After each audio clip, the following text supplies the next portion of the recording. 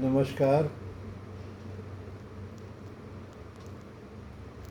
सन 1960 और से 1980 के बीच का समय पहाड़ों की बात कर रहा हूँ मैं, क्योंकि मैंने अपनी आँख से देखा भी है। पहाड़ों में ही था मैं। पहाड़ पे वृक्षों की अंधाधुंध कटाई हुई। साफ क्यों हुई? क्योंकि एक दो व्यापारी तो थे उस वक्त, जो लकड़ी का धंधा करते थे। बहुत बड़े व्यापारी थे। जैसे आजकल बिल्डर्स हैं बड़े बड़े, तब बिल्डर्स बहुत डेवलप नहीं हुआ था, तब बिल्डर्स नहीं थे। बॉम्बे वगैरह में छोटे मोटे रहे हों।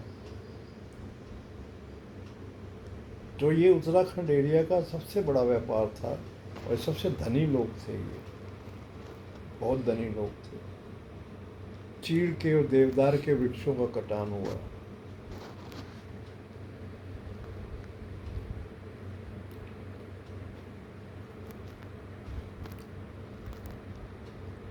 ये अपने वृक्ष वृक्ष काट के स्थान स्थान पे एक आरा मशीन लगा के उनको लॉग्स, लंबे लॉग्स में बदल देते थे।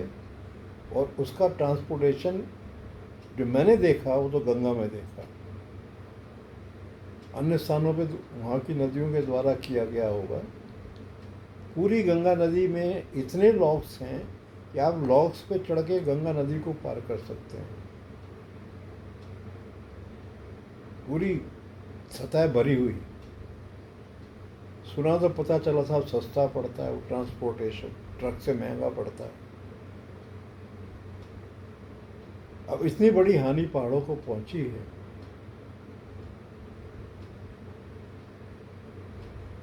उस समय की सरकार ने कोई ध्यान नहीं दिया।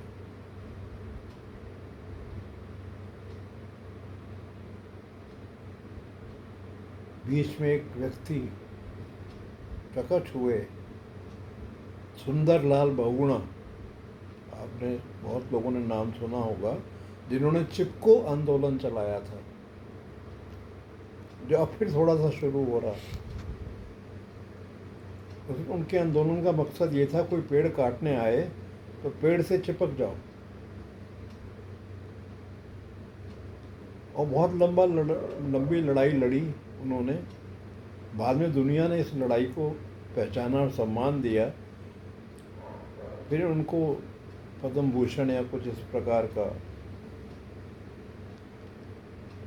राष्ट्रपति अवार्ड, भारत का अवार्ड भी मिला उन्हें। लेकिन साहब उन्होंने पेड़ों की कटाई रुकवा दी चिपको आंदोलन से।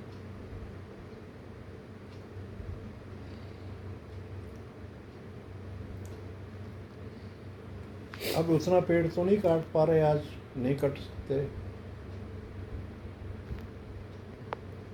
लेकिन कम से कम जितने पेड़ कटे हैं उनकी जगह नए पेड़ तो सुनिश्चित करें। फिर आप कहते हैं साहब बादल फट रहे हैं पहाड़ों में। बादल तो फटेंगे ही, उनको बैलेंस करने के लिए नीचे वेजिटेशन नहीं है।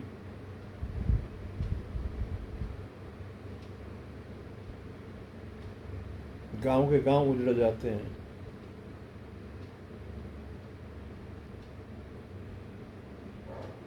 और कई तरीके से प्रकृति की छेड़छाड़ हुई है। ये तक पेड़ का उदाहरण ले रहा हूँ मैं। एटॉमिक या कहें परमाणु परीक्षण, ये दुनिया को ले रहा हूँ। क्या आप जानते हैं कि परमाणु परीक्षण के बाद जहाँ पे आप किसी जगह पे कर रहे हैं,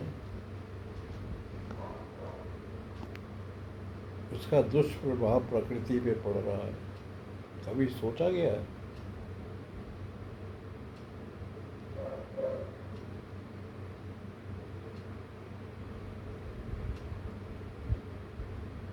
फिर विज्ञान ही उत्तर देता है, प्रबुद्ध वर्ग ही उत्तर देगा कि साहब विकास कैसे करें, बिजली कैसे बनाएंगे, बिजली की आवश्यकता भी है।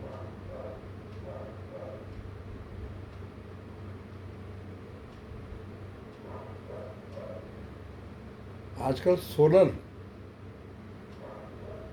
विज्ञान का काफ़ी उद्भाव नज़र आता है, तो तब क्यों नहीं दिखाई दिया था? कम से कम आप सूर्य की ऊर्जा जो नष्ट भी हो रही है पृथ्वी पे जाके, उसका थोड़ा सा हिस्सा लेके परमाणु के स्थान पर आप इससे बिजली का उत्पादन कर लें।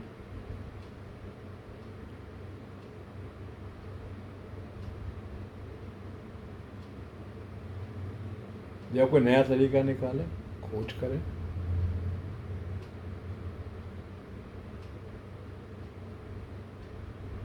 Nuclear power house dangerous.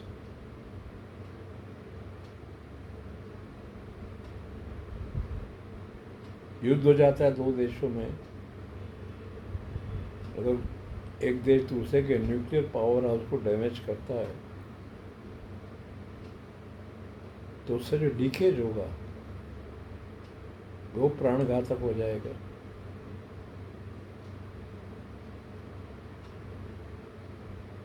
एक भोपाल गैस कांड आपने सुना होगा, बहुत पहले हुआ, कांग्रेस के समय में।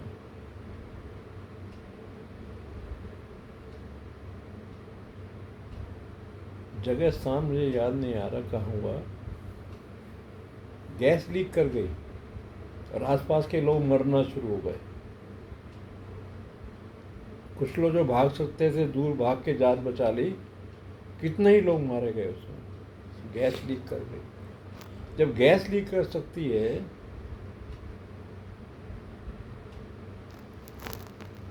तो परमाणु एक्टिव रेडिएशन लीक क्यों नहीं कर सकता? वो तो और बारीक है गैस से भी।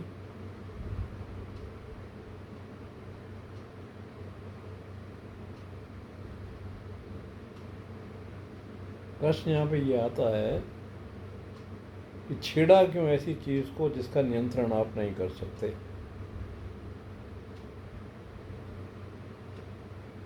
सूर्य में भी ये प्रक्रिया चल रही है, लेकिन प्रकृति का नियंत्रण है पूरा।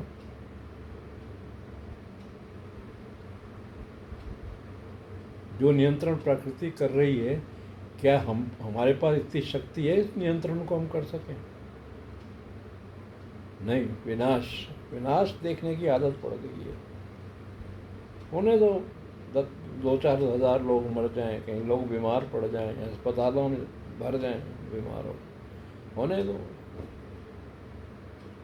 किसी को चिंता नहीं।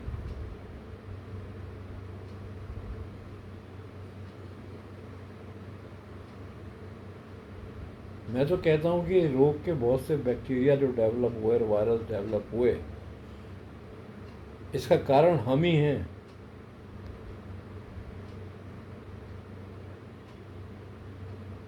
हमने ही इसकी वजहें बनाई जिससे घातक वायरस जो हैं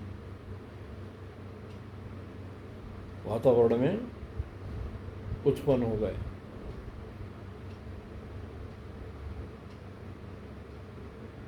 ये पोल्यूशन जिसको हम फैला रहे हैं, ऑक्सीजन कम कर रहे हैं, ये नए नए वायरस पैदा कर सकती है साहब। अभी इसकी जानकारी नहीं है हमें।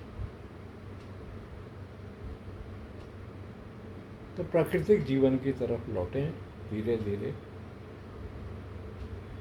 और विकास के जिस रूप में हम समझ रहे हैं उस परिभाषा को बदलें।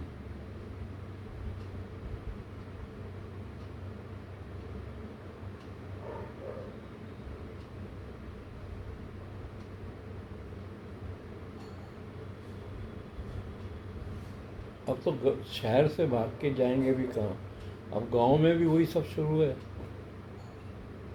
वो पोल्यूशन गांव में भी आ गया है।